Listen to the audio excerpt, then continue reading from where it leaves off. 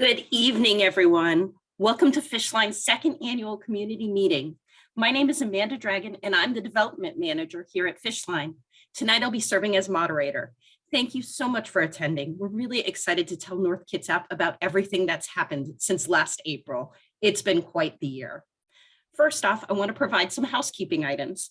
In your Zoom settings, please select side-by-side speaker view. This is for optimal viewing of the presentation. A copy of this video will be uploaded onto Fishline's website after it's completed. Please email any additional questions to communications@fishlinehelps.org. The Q&A and chat boxes are disabled for this webinar due to the length of the presentation. Okay, ground rules done. Let's set sail. This evening's community meeting will focus on several parts. First, we will provide a brief overview of the three groups that help our clients: our board of directors, our staff, and our volunteer team. Then we are really excited to discuss our strategic plan, how we came up with it, what are our goals, and how are we going to achieve them. Our board treasurer, Ryan Bartlett, will examine the financial state of Fishline. Throughout this evening's presentation, we'll also share some client stories and answer your questions that you submitted in advance to our staff. Finally, we will have a raffle for 2 second season gift certificates. I would like to take this opportunity to introduce Fishline's president of the board. Heather Torres has always been concerned with food insecurity, as her grandmother lived on a limited budget. When she became an adult, she began carrying homeless bags to distribute. It included shelf-stable food, toiletries, and a washcloth. After learning about the pantry at Fishline, she started buying extra groceries to add to the pantry every month. Her son, who was 8 at the time, would pitch in his allowance to help feed our neighbors in need. But she didn't stop there. Whenever she discovered that the pantry was out of food and she couldn't help, Heather would take to Facebook to elicit assistance. It is because of her and other volunteers that our friends have had access to food and provisions over the weekends for the past decade. And after learning all that, my new goal is to be more like her. So without further ado, Heather, please tell us about the board's role here at Fishline Food Bank and Comprehensive Services. Thank you, Amanda, and thank you everybody for joining us today. Our board consists of hardworking community members from various walks of life, and they volunteer many hours each month to the oversight and future planning of Fishline, our fantastic organization. The role of the board is to oversee the high-level strategic vision and direction of Fishline. Our work includes things like creating the strategic plan, updating the mission and vision, as well as overseeing the overall governance and finances of Fishline. It is my great pleasure to introduce you to our board. Kim McCoy, Vice President, Sharon Stiles, Past President, Ryan Bartlett, Treasurer, Tracy Russell, Secretary, and board members Joanne Anderson, Kevin Bates, Bruce McCain, Yagoda Parrish Anderson, Karen Timken, Nate Walters, and of course myself, Heather Torres, current president. Some of the work we do together as a collective board, and some of our work we delegate to a specific committee. Committees are comprised of board members, staff members, and community members. They meet monthly, but on a day and time that's separate from our all board meeting. The role of the committee is to work together on a specific area of Fishline, such as fund development or building maintenance. These targeted areas give us the ability to focus in on specific areas to ensure that everything's running smoothly and so that we can make any adjustments that might be needed. So for example, the fundraising committee works on our annual auction as well as other ways to bring in donations, while the facilities committee oversaw a recent risk assessment and worked on the installation of more safety equipment. If you're interested in learning more about joining a committee or the board of directors, please feel free to reach out to Lori or me. Thank you, Heather. One of the reasons I love Fishline is because our entire organization cares so much for the community. Board members stop by weekly to volunteer, help plan events, and provide input. And even better, they all have specialized areas of expertise. Take, for example, Karen Timken, who served as executive director of Fishline, or Nate Walters, whose experience in wealth management has made such a positive impact in our fund development committee. I won't bore you by going down the list of each member, but trust me, their experience in different occupations provides a valuable resource to Fishline. But I digress. Let's continue on our voyage. I would like to take the opportunity to introduce Lori Maxim. our executive director and fearless captain. Lori is a force of nature. I suspect she has secretly cloned herself. Somehow, and I don't know how, she manages to be in the market sweeping, addressing a concerned client in the CSC, and leading tours in the annex all at the same time. And surprisingly enough, that is not her best quality. What I love most about Lori is that she stands up for what she believes in and fights for it to come to pass, as she did for our shower program and a free mental counseling service, which is new this year. Anyway, Lori, please tell us a bit more about the staff here at Fishline. Okay, thanks, Amanda. And for the Wonder Woman bracelets, I totally appreciate that. Here at Fishline, our staff are divided into 4 different departments: our administration team, second season, which is our thrift store team, client services, and our fresh market. We have 14 full-time staff members and 2 part-time staff members, and it's a pretty mighty force that does multiple jobs, not just the one they were hired for. This staff is responsible for the daily oversight of all of our programs and services. But we thought you'd like to hear a little bit more from them, because you may not have met them face-to-face or in person in the last 2 years due to COVID. Let's hear a little more about them. Hi, my name is Sandra Allen, and I am the Client Services Manager at Fishline, and I've been here since 2016. I oversee the non-food related services at Fishline, and we have a lot. We have firewood and free clothes, showers, birthday gifts, Christmas gifts, school supplies, and food bags that go out to children at our local schools for them to take home on the weekends. We have case managers here to meet with people in need of rental assistance or utility assistance. Or sometimes it's just simply listening and helping them fill out paperwork. We have a new counselor that just joined our team, so we're happy to be able to provide free counseling to those in need. We have Brandy, our counselor, Amy and Amelia are our case managers.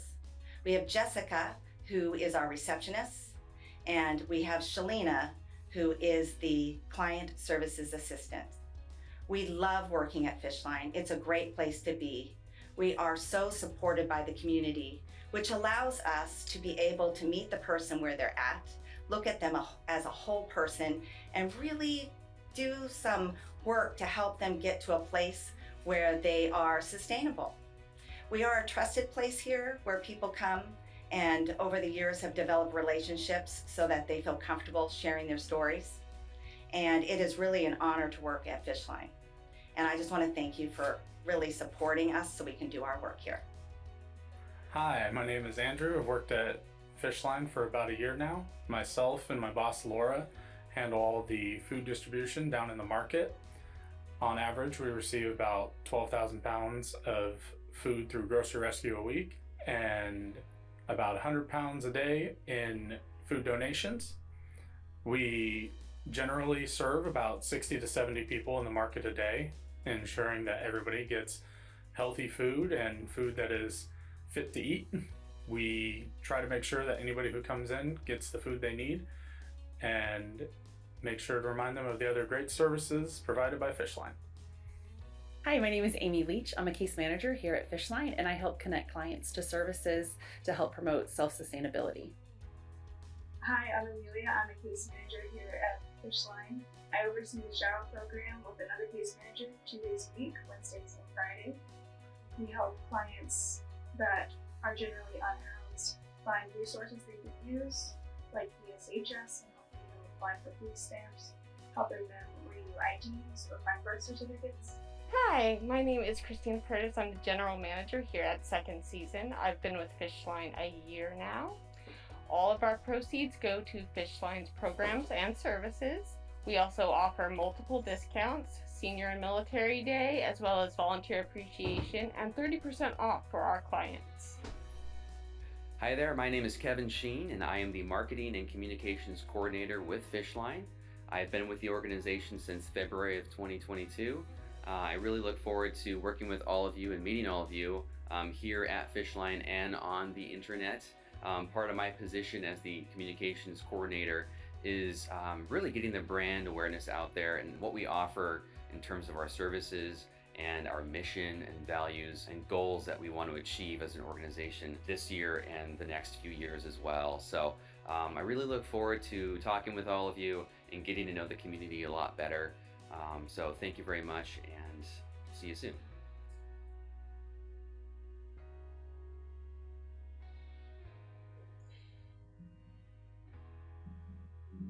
Next, we'd like to discuss the backbone of our organization, and that's our volunteers. We could not, by any means, help as many people as we do without them. In just 2021, our volunteers donated over 43,626 hours to Fishline. They help us with our programs and our services and our thrift store at Second Season. I'd like to introduce Lydia Gamero, our volunteer manager, to share a little bit more information about what these great people do. Lydia? Hi, my name is Lydia Gamero. I've been at Fishline for 3 years. One of the reasons I was attracted to come in to be a part of the team was because I was new to the area and I wanted to get involved with the community.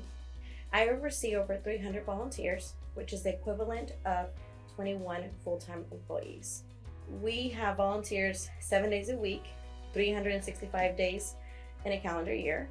We have volunteers that do outdoor activities. We have volunteers that volunteer at Second Season, which is our thrift store. We have volunteers that are at our food bank. They do anything from driving, delivering food, helping clients load their groceries into their vehicles. We have volunteers that do administration work. It can be stuffing envelopes, it can be helping us making signs, it can be helping us doing community outreach, such as the farmers market. My favorite thing about managing volunteers is that they all have different personalities. They have different experiences, background. It can be anything from talking to a teacher, a counselor. They have such a different, unique experiences to share with the community. And the reason they're here supporting Fishline is because they all want to be part of this essential need that is out there to help our clients. And I feel like the love is there. We're all here for the same reason. So in addition to individual volunteers helping the community, we also have military personnel, we have missionaries, we have different organizations from churches, local businesses that come and volunteer. For example, last year we had Rick Steves that paid 3 full-time employees to come and volunteer here during COVID. That's just an example of the generosity that is in the community.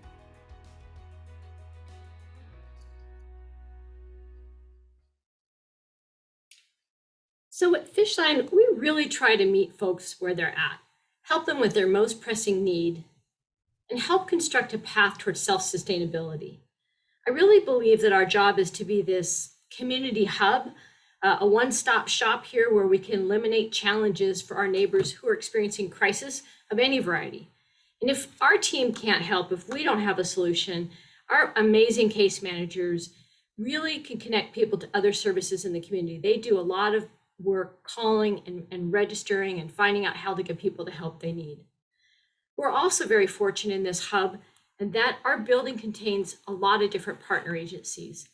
We happen to have the Washington State Department of Social and Human Health Services, DSHS, who's now back actively in our building, the Dispute Resolution Center, American Legion, our friends at Peninsula Community Health Services, their dental clinic, who've also recently come with their medical clinic, their mobile one, which is incredible, National Alliance on Mental Health, Kitsap Community Resources that do incredible work, not only helping people find funding for housing, but also Jamie, who helps folks with resumes and finding work, incredible folks there.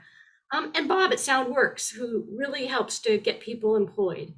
And our friends at Kitsap Division of Aging and Long-Term Care.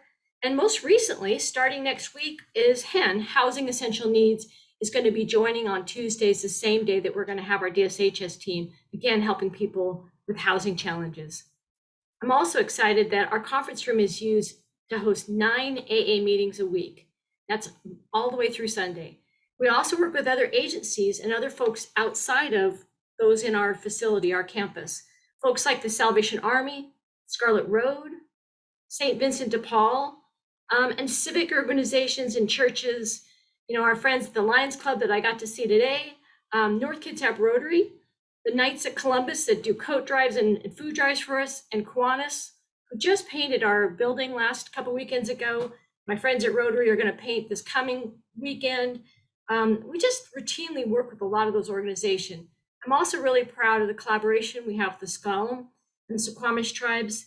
And I want to say that we rely heavily on our friends at the Fire and Police Cares team. They are a big part of our safety net for the community. I think one of the important things that people may not realize is that Fishline is much more than a food bank.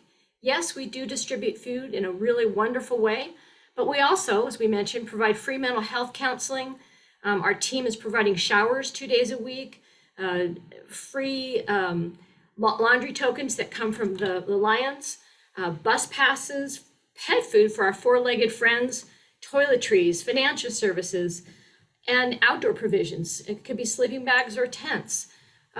We also provide gas vouchers. And for our kiddos, we have the Birthday Fairy and the Christmas Child program that we do. And those are both really amazing. We served over 400 children this last Christmas. And lots of people have a tough time filling out paperwork. And so we really rely on our case manager team to help people with license renewals, SNAP benefits, Social Security and disability, Section 8 housing. All these things are difficult to navigate, and they're here to help our folks do that. So throughout tonight's presentation, we want to share with you some of the stories of our clients to get to know them better and what we do as an organization. Fishline, for example, was really happy to help Steve and his dad, who ran into trouble when they moved to Washington State. Here's their story.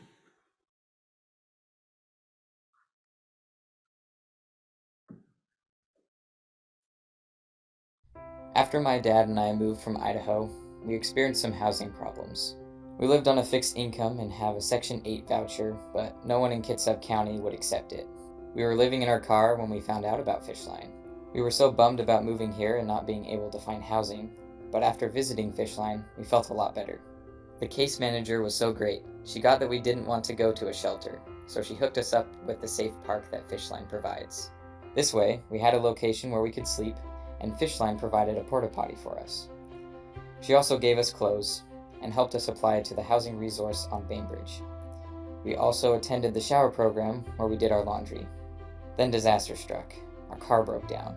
But the case manager came through again and delivered us a tent, supplies, and paid for the site while our car got repaired, so we had somewhere to stay.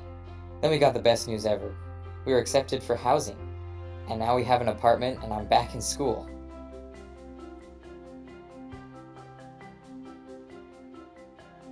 We are so thrilled that Steve and his dad are doing well. They're living in an apartment on Bainbridge Island. They're safe, happy, and we arranged for the father and son to receive any needed services at Helpline the house as they live outside our service area.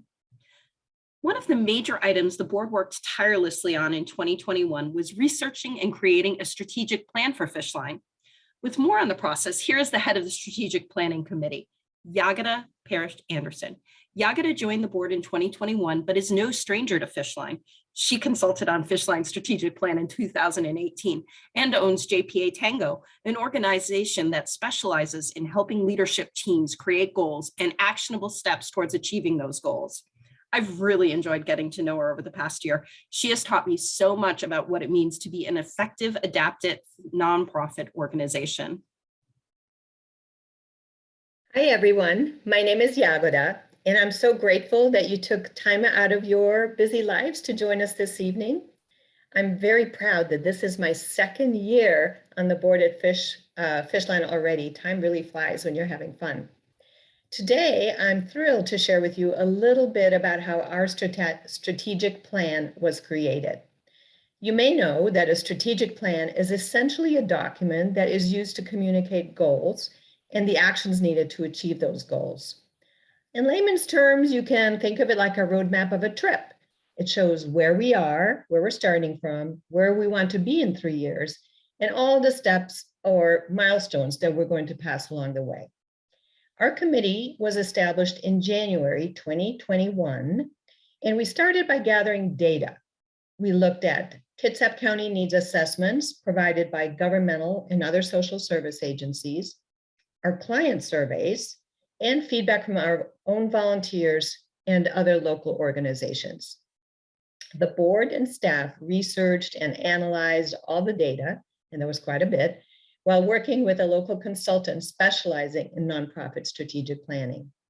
Together with the executive director and senior staff members, the board brainstormed a number of possible goals and strategies based on the above analyses.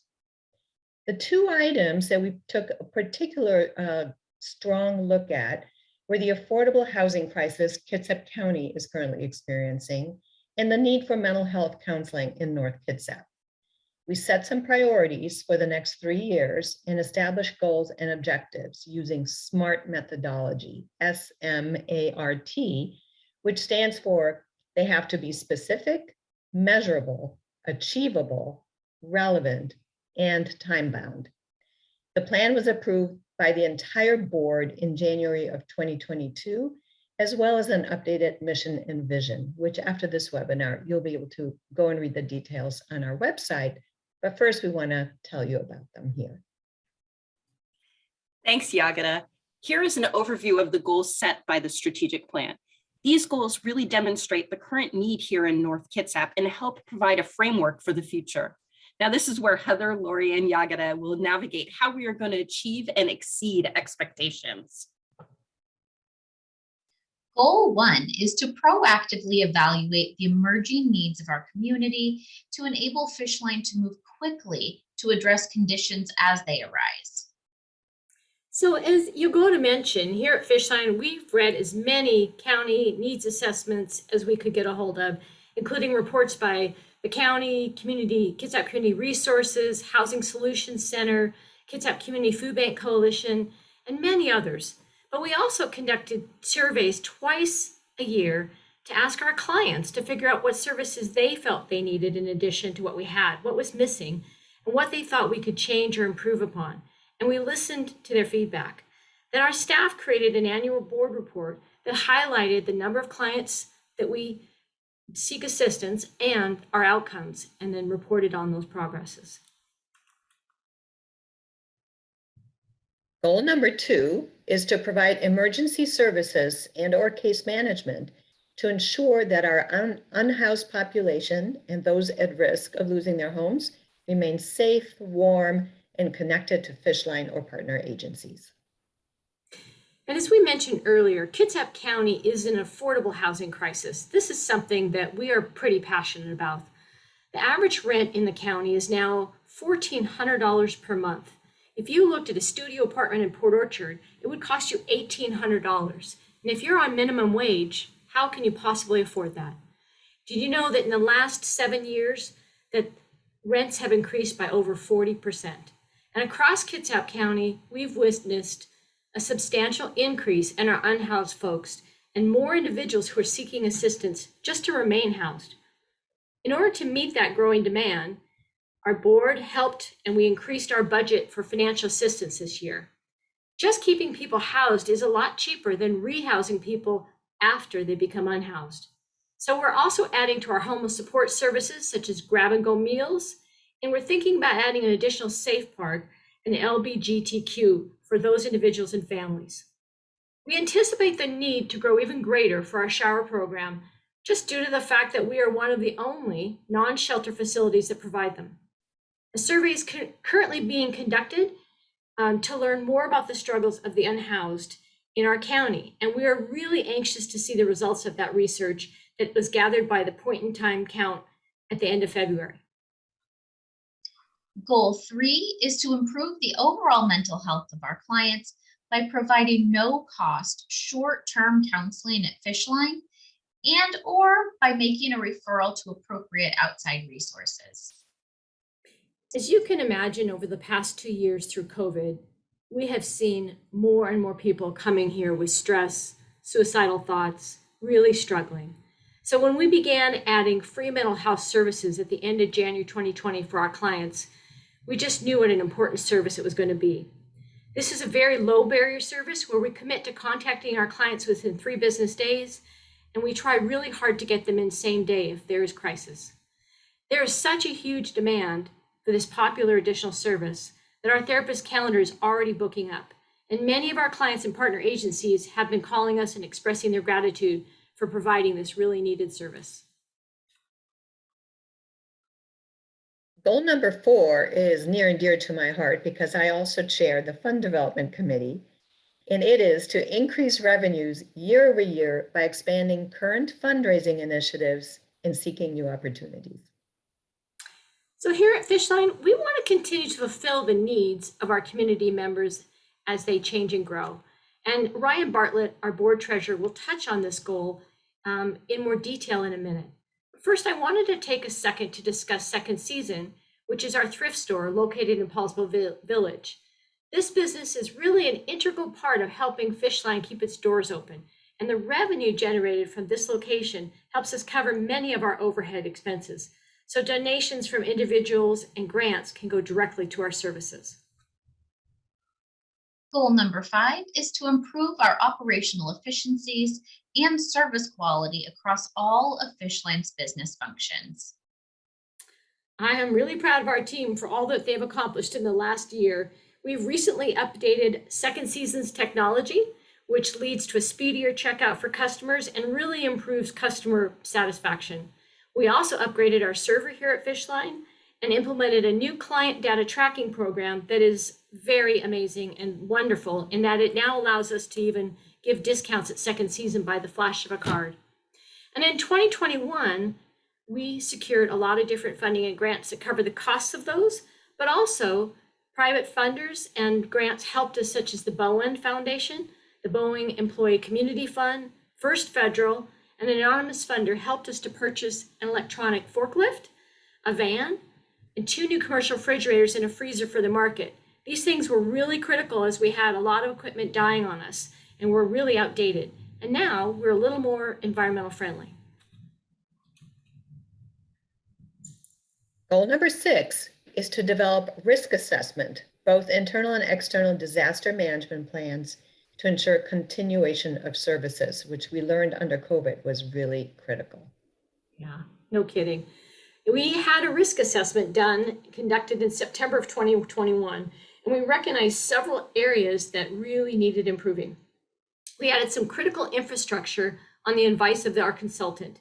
We added panic buttons. We added an intercom system in all of our buildings, flashlight, needle disposal receptacles, and security cameras. The other key piece is our staff has recently undergone several trainings, including crisis de-escalation, a run, hide, and fight program, and first aid CPR to improve the safety measures here at Fishline and at Second Season. Our Fishline team plans on conducting quarterly emergency safety drills, such as fire and earthquake, so we're prepared for any emergency. Goal 7 is to consistently ensure the availability of fresh foods, such as when there are diminished amounts of produce in the winter or the occasional absence of some dairy products and eggs, and also to support healthy meal choices. So if you've been to the grocery store recently, I think you're going to find that there are many shelves that are empty. And it's similar for us in that we're finding that we're having a major produce shortage.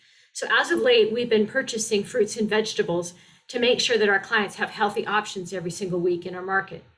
We know this is a temporary problem until the normal veggie streams that we get and they start kicking in from our wonderful Swank Garden Grow and Share Farm, our friends at the Paulsville Farmers Market who share with us, Rab Youth Garden, and all the wonderful organizations such as First Security Bank, Gary and your team, the North Point Church that does a grow and roll for us. All of those organizations really help us to provide lots of fresh fruits and vegetables during the key months. We're also proud to say that we're purchasing 2 new fresh produce coolers to ensure that our veggies stay fresh and we don't have as much waste. Last year in those 106-degree days, it was a real challenge. So these are the 7 goals that we plan on achieving in the next 3 years and working towards. And we're pretty excited to have this strategic plan in place. Thanks for all that information. It's important for the community to know what goals we have set. Now we'd like to introduce another story about how Fishline helped a client in the past year. Mary, a caregiver, had to travel to another country to help a family member. Then COVID hit. Here is her story.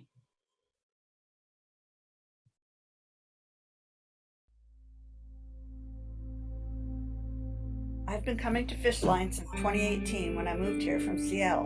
I'm dyslexic, so filling out forms is challenging. I had some old traffic tickets, which I had paid off, but I couldn't figure out how to get them removed so I could renew my license. Thank goodness the staff at Fishline understands how to navigate government agencies. They fixed me right up. After that, my father became ill in another country, so I left for what was supposed to be a 2-week visit to care for him. COVID struck and closed down the airports in my country for a year. When I returned to the States, I found out that I was evicted, my property had been sold, and my only possessions were what I had in my suitcase. Fortunately, Fishline was still here and helping people. They set me up with SSI, SNAP benefits, EBB, and helped me apply for several housing programs. I went to see the dentist and found out I needed almost $14,000 in dental work. My insurance only covers $700 per year. The case manager at Fishline was so great and helped me apply for and receive several grants. I'm halfway to dentures now and I can't wait. Thank you so much, Fishline. I am happy to share that Mary has received $7,000 in grants to fund her operation, and our dedicated case manager continues to apply for additional grants. It's a slow process, but we hope that she will have the needed surgery by the end of the year. Now, we're going to switch gears here and jump over to the financial state of Fishline. Ryan Bartlett is our board treasurer, who is the director of finance for Delta Dental. He is a certified public accountant and chartered global management accountant with extensive experiences in both private and public sectors. He is a strong fiscal leader who has helped guide and steer Fishline. We also love seeing Ryan volunteering in the market, helping stock shelves and speaking to our clients. I should also mention he's a really nice guy.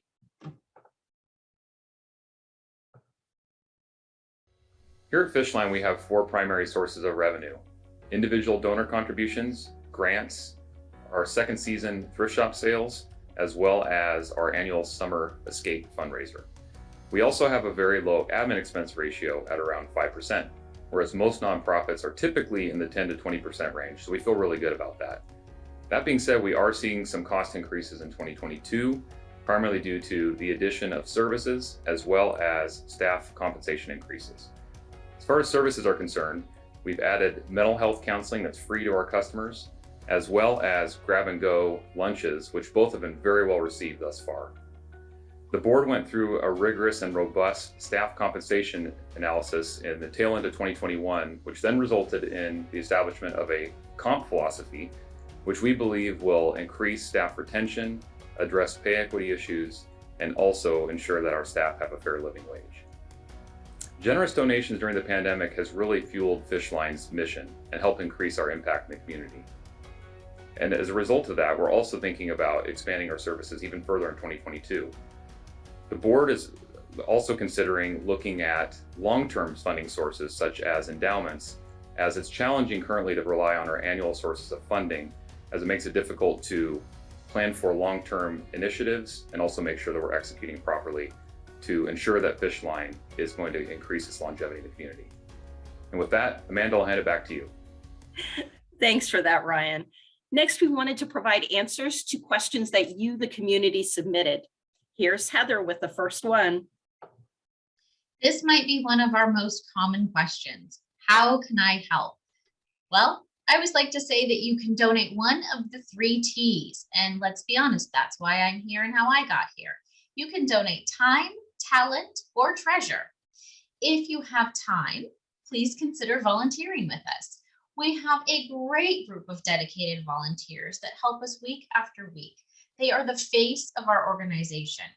You can visit our website for the different positions that are available by going to fishlinehelps.org. Or if you don't want to type it in, pull out your cell phone real quick, take a picture of that QR code on the screen. It'll take you right there. We're always looking for people to help with special projects too, things like painting, building fences, sitting on the board, or joining a community. You could even help chop firewood and get your workout in. Last but not least, financial or in-kind contributions are always appreciated too. I'm sure you've noticed that there is a produce shortage currently. So by donating even just one head of lettuce, you're helping a client's family to eat healthier for the week. So I'm often asked, is there an income requirement? And here at Fishline, we really try to be as low barrier as possible. So that answer is yes and no. It just depends really on the service that's offered.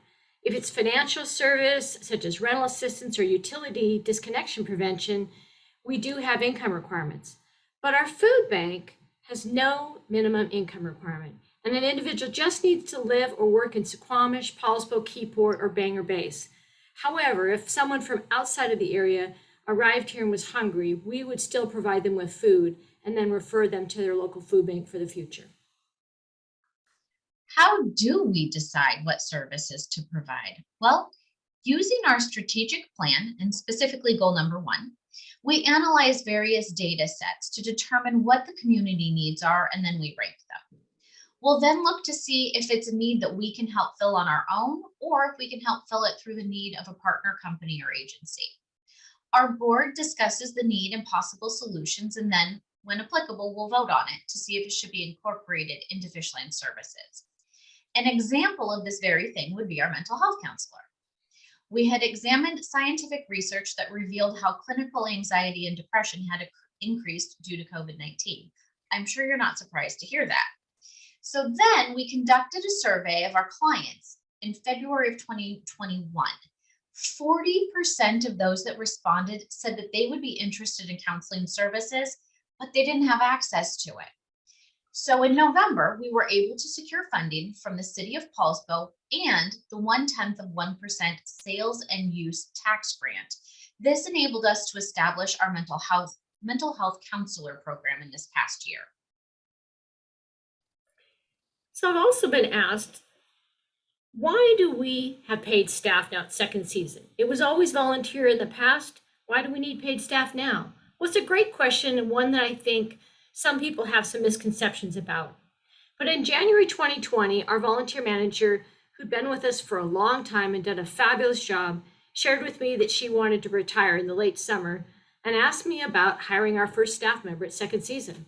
Well, when I brought it before our board, they asked me if a volunteer could legally manage a paid staff position, and I didn't know. So I reached out to our lawyers, risk assessors, and 2 different HR companies who advised me that we needed to have paid staff in the store to manage it and to handle the cash, the credit, and the debit cards if we reached a certain revenue level. Well, while we were not making it at that time, we knew we were going to open back to 6 days a week, and we would then exceed the gross revenue, and we would be fined for not being in compliance. So this is why we hired a paid staff. Second season continues to be a profitable entity, and it's not been affected by the hiring of paid staff. In fact, it's actually allowed us to be open on Saturdays and holidays, giving us additional coverage when volunteers are on vacation and expanding our revenue source by being open those extra days a year. But let me assure you, without all the help of these volunteers to run second season, we would not be open. We wouldn't even be in business. Those volunteers have developed expertise in various types of things that get donated, stocking those shelves, making our store look amazing. For example, if you've been by second season recently and you looked in our windows, Lori created these gorgeous, huge daffodils. And I don't know how she did it, but you need to stop by and see them. They're just amazing. I just want to say that we are truly grateful to this team for all your help and hard work and passion, and know that all the revenue generated is really helping our clients. Tying into that, how does second season help our clients? Well, in a number of ways. Some of the clothing that gets donated goes directly into our clothing closet, where unsheltered clients get access to free clothes such as socks and coats.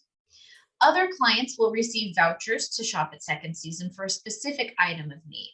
And if they don't have a specific item, they'll still receive 30% off of their purchase. This is how we're able to make sure that our clients get the clothing that they need. But they do more than that. They also distribute Tough Times totes, which include food, water, an emergency blanket, and other essential needs. They do this on Saturdays when Fishline is closed, and those clients wouldn't be able to get those items. So people ask me a lot about what is Swank Grow and Share Farm? And Swank Grow and Share Farm is a program that began about approximately 5 years ago as a joint collaboration of Fishline volunteers, the Swank family, and Pheasant Farms. Russell and Artist Swank donate their beautiful front yard for the project, which is approximately a quarter of an acre, and Nikki Johannesson, the owner of Pheasant Field Farms, allows us to borrow her equipment such as tractors and gardening tools, and sometimes her staff.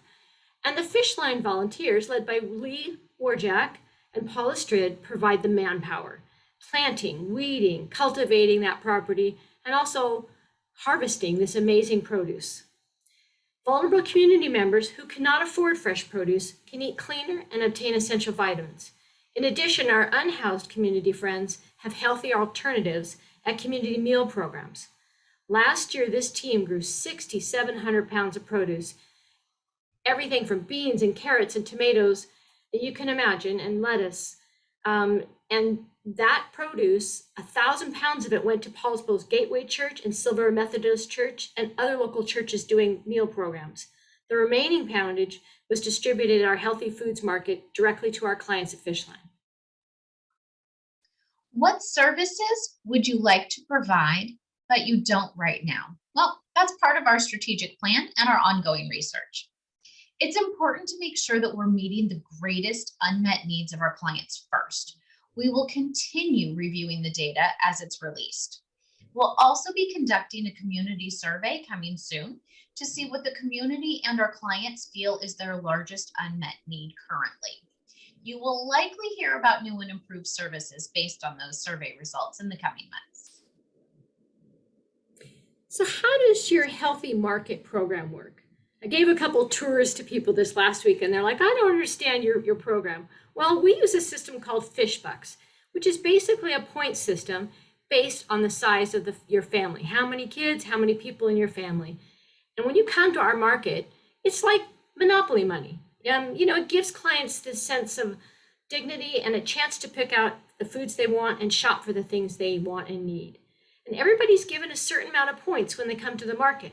Items that are healthy, such as fruit and vegetables, are 0 Fish Bucks, they're free. While foods that are processed or contain a lot of fat or sugar cost you 2 Fish Bucks. Our goal, though, is everybody can leave here with a cart full of groceries, enough to get them through the week. Another question people have asked, guess what, this year is, why do you require your staff and your volunteers to be vaccinated and boosted and still wear masks when the rest of Washington's going without masks? Well, I hate COVID by now, as I'm sure you do too. And I can't wait for the day when I don't have to mention the C word just for one day. But it hasn't happened once in 2 years. And we have really avoided to get sick here at Fishline, our staff or our volunteers or our clients. And hopefully we'll be in a position soon to make those changes. But until then, we have to make sure that everybody here is as safe as possible. And we recognize that many of our clients are not vaccinated. So that's why we still require masks and vaccinations in our market and our client services area. Our board of directors reviews our policies periodically and uses the latest scientific data to ensure the protocols we are using make sense. If you have any other questions, please don't hesitate to reach out to communications@fishlinehelps.org to get your answers. Now we'd like to share another story of a client. Randy worked as a live-in caregiver until his patient died and he became unhoused. Here is his story.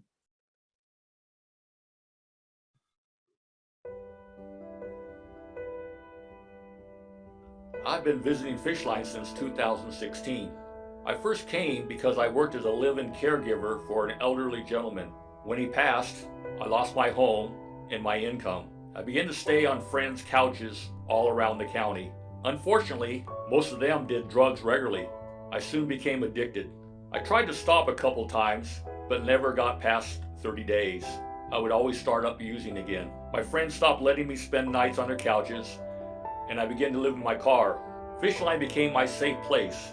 They never judged me, and I could come and see some smiling faces. In December, I was at my wit's end and came to Fishline upset and angry, threatening to hurt myself. Of course, I was high. Something, and I'm not sure what, clicked with me. I didn't want to use drugs anymore. I began to attend AA meetings on Fishline campus. A week later, I got a job. Then I started seeing the mental health counselor at Fishline. You guys could not have chosen better. She is wonderful. I'm now 90 days sober.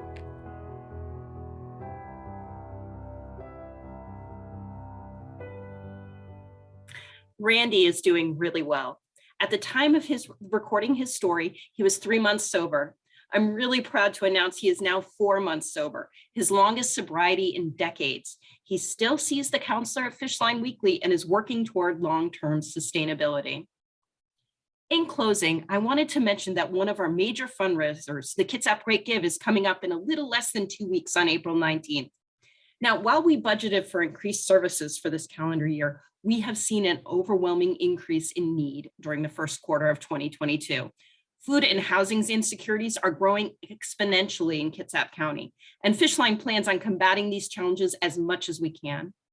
If any of these videos tonight made an impact, please consider donating during the Great Give.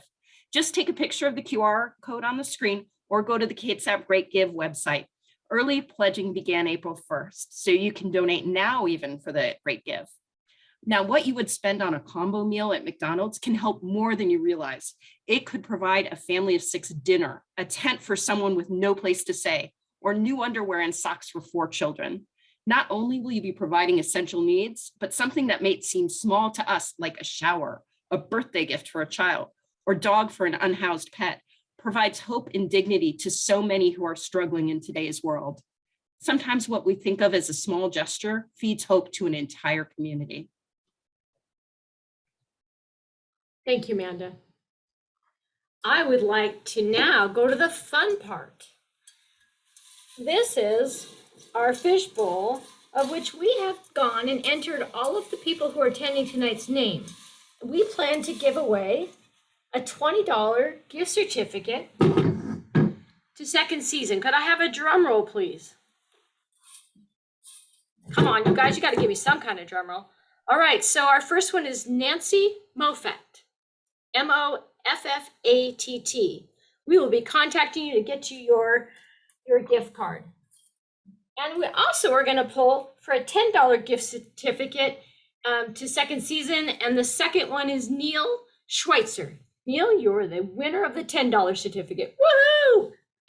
All I can say is hooray.